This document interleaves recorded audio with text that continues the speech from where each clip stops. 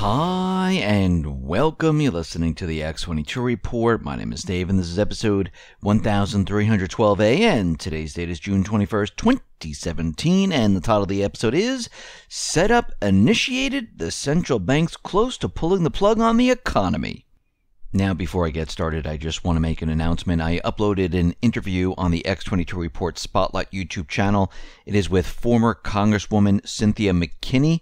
So if you go over to YouTube and you type in X22 Report Spotlight, it will bring you to the interview. Or you can come over to the x22report.com site, scroll down a little bit, look over to your right-hand side. You'll see the video there and you can play it right on the site. Or you can go to newssentinel.com. Same thing, scroll down a little bit.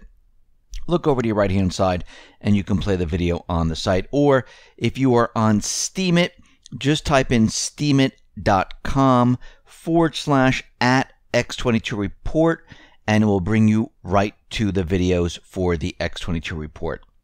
Let's get into the economic collapse financial news. Now, it's starting to look like more and more governments are moving towards some type of cryptocurrency.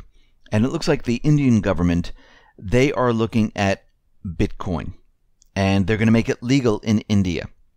And what this means is that it's going to make it easier for individuals to pay for things, to trade, and things like that. Now, in India, there are three big Bitcoin exchanges: ZebPay, CoinSecure, Unocoin. And they are operated with self-regulated trading platforms with strict know-your-customer and anti-money laundering systems in place. The Indian government has come to the decision to regulate the market and provide an even playing field for Bitcoin exchanges. Now, we know there's a lot of cryptocurrencies out there. I think there's like 750 or so. And this reminds me of the dot-com era when there were a huge number of .com websites that were just popping up all over the place. And I remember one very, very well. It was a pet type of website where they sold dog food. And investors were just piling in. They were spending a lot of money on this website, and they had a lot of venture capitalists just pouring money into it. And the thing they didn't realize was that dog food, very heavy, and the shipping costs, they were expensive, and that company completely failed. And we're going to see a lot of these cryptocurrencies completely fail. And there will be those that manage to rise to the top. And this is what the central banks are most worried about. Now, there was a central banker symposium, and the Bundesbank was there, and there was this whole forum called Frontiers in Central Banking, Past, Present, and Future. And within this, it contains a battle plan. And you're saying to yourself, well, what is this battle plan? This battle plan is to control the crypto market, or maybe destroy the crypto market. Because the question amongst the central bankers is, what happens if we can make them all fail? Then no one will be looking at the crypto market at all.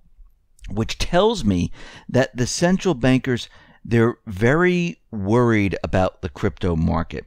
They're very worried because it takes control away from them. And again, if the crypto market grows, it's decentralized. There's no one central bank that controls everything. You get rid of fractional reserve lending. You don't even need banks at all. If this does happen, well, their days are numbered. They know this. And they're looking at this situation saying, what happens if we can bring down the crypto market and maybe create our own? Now, today, money, the currency that we're using, it is digital, but the cryptos add another layer where it's decentralized and it's throughout the world on different systems where it does many, many different checks. And we can see that the central banks, they're very nervous about this technology. Now, they created something their own called Ripple, and it looks like they might be trying to create their own where they're going to be using this instead of the currency that we're using today.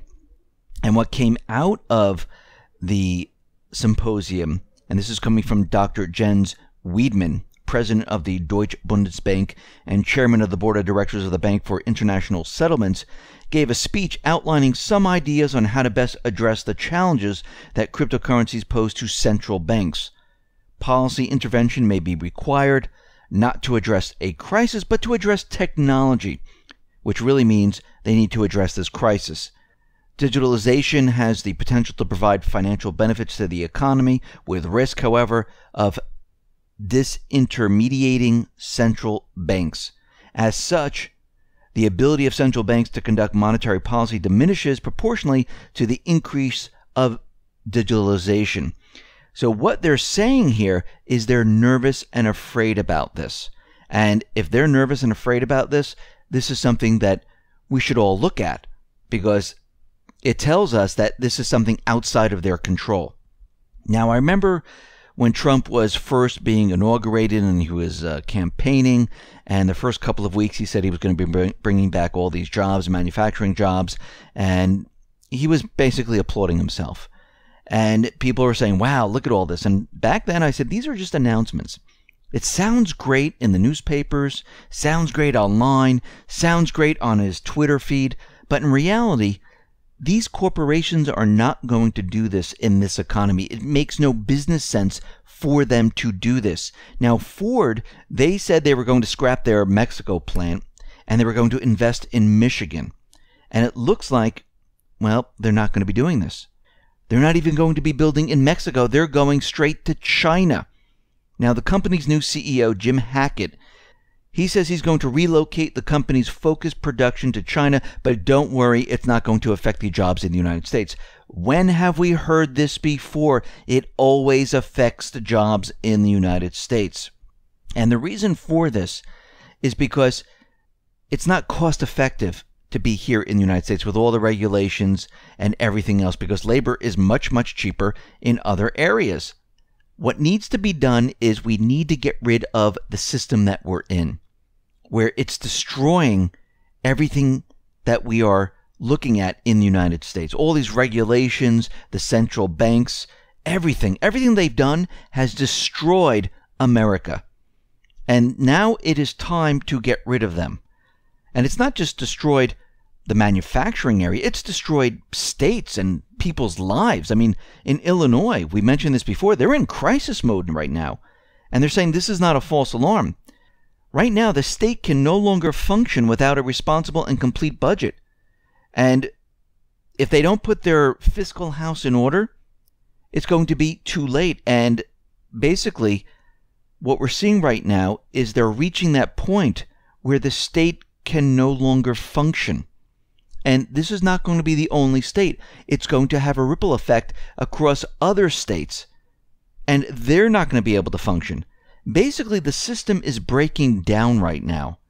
And if we go back in time, and maybe 3.5 years ago, when we started talking about housing, how things are starting to deteriorate, we pointed certain things out, how the housing market was pumped up by pumping up the bubbles with investment firms, hedge funds, and others to purchase the homes and hold on to them, rent them if they can, keep housing off the market so prices continually rise. We even looked at the retail market where retail stores were having a lot of trouble. And back then people were saying, well, it's because of Amazon. It's because of online sales. And we've proven that that's completely fake, phony, and false, because the online market is only 8% of retail. And what we were looking at, and we saw a couple of stores go out of business and a couple of stores close down, and we looked deep into what was happening in retail, and here we are today where it is a complete disaster. The entire system is breaking down. Now, the housing market is breaking down. Now, what's very interesting, I looked around the country and I see a lot of people putting their homes up for sale, because this is what happens at the end of a bubble cycle. People think this is the best time to sell their homes. So you're going to see a lot of people put their houses up for sale. You're going to see for sale, for sale, for sale all the way down the street. We've seen this before because they're trying to get out and they're trying to get the full market price for their home. And what's happening is the traffic is drying up at this time. But we still see a little bump in existing home sales, very small, 1.1%. And what we've seen over time is that housing has really not gone anywhere. It's gone up, it's gone way down, it's gone up a little bit, and we have to remember why. Because hedge funds, investment companies, they're out there buying new home construction, they're out there purchasing existing homes, and they're holding on to these houses. And if you go outside of the 20 cities that they monitor for Case-Shiller, you can see that the real estate market is starting to really come down. And as the Fed continually raise the Fed rate, you're going to see the housing market come down even more. And this is going to lead to other disasters. Construction, lumber, electrical, plumbing, home improvement stores, furnishing stores, and we're already starting to see this. Now, we reported that the yield curve is flattening, and in some cases, it looks like it's going to be inverted. Now, China, they tried to rescue the bond market. They tried to stop this. And what we're seeing is that China's bond yield curve, well, it remains inverted, and this is the longest in history. This is the 10th day in a row, and it appears that the Chinese authorities, they've reached their max pain point. And what they tried to do is they tried to buy 1.26 billion yuan of one-year bonds for the first time to try to reverse what is happening. And it really didn't work. And what we're seeing right now is that yields are tumbling. The rescue attempt did not work. The curve remains inverted. And this is a disastrous scenario right now. And where we are headed into a collapse scenario. Now, what's very interesting about all this collapse is going to occur in two stages. The first stage, now they can't blame everything on Trump. It's going to be completely impossible. Maybe in the fall, maybe next year, but he didn't put any type of economic policy in place right now. He hasn't really done anything. Yes, he promised a lot of jobs, a lot of manufacturing, but what's his economic policy? What, to bring jobs back to the U.S.? That's not really a policy. He hasn't really done anything.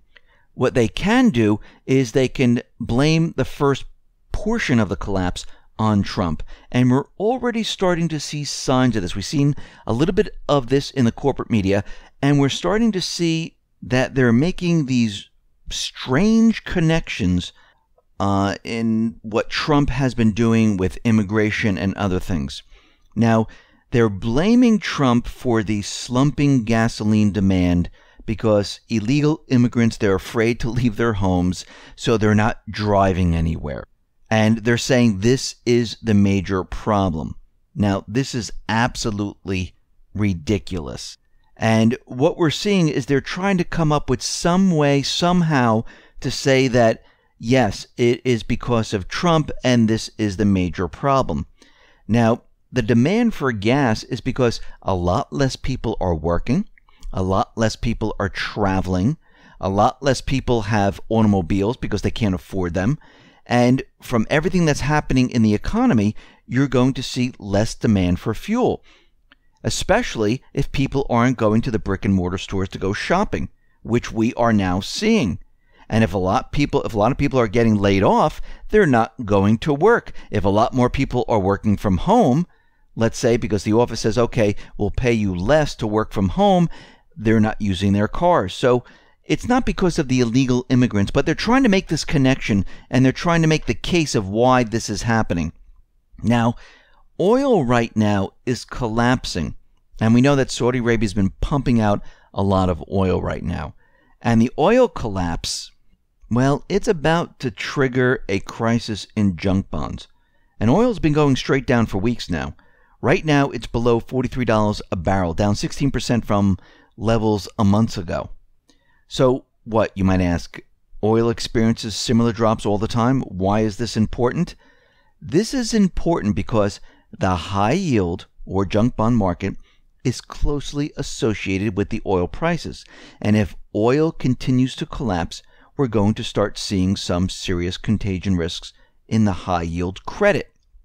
And you know What asset class tracks high-yield credit or junk bonds? Stocks. And every time we've seen oil drop like this, it signals a recession. Now, we're seeing a lot of economic indicators pointing to a recession. We're already in a recession, and I'm already saying that we are in this recession. We're in this deep recession because a lot of the economic indicators that we've been looking at are a lot worse than they were in 2008. We are getting very, very close to that scenario where the central bank is going to pull the plug. And of course, they're going to make it look like they had nothing to do with the collapse, of course, because they want to control the narrative, and they're going to point the finger someplace else. And this is why I've been saying that this is going to be a two-staged type of collapse if they have their way. Now, remember, there's many different plans being pushed out there. We have the plan by the central bank, the plan by Trump, and everyone is trying to get their narrative and hold on to their narrative as the system comes down. And the central bank right now, it looks like they're preparing, along with the deep state, it looks like they're preparing to collapse the economy and bring us to a war. And of course, this is what they've been planning all along. This is nothing new. We've been discussing this for a very long time, and it looks like all this Russian collusion and all this Russians hacking the election system, well, we can see that's all going down the drain right now. There's no case for this anymore. So they have no choice but to go full steam ahead with everything. And this is what we see happening right now. This is why we're in this period of time of complete chaos.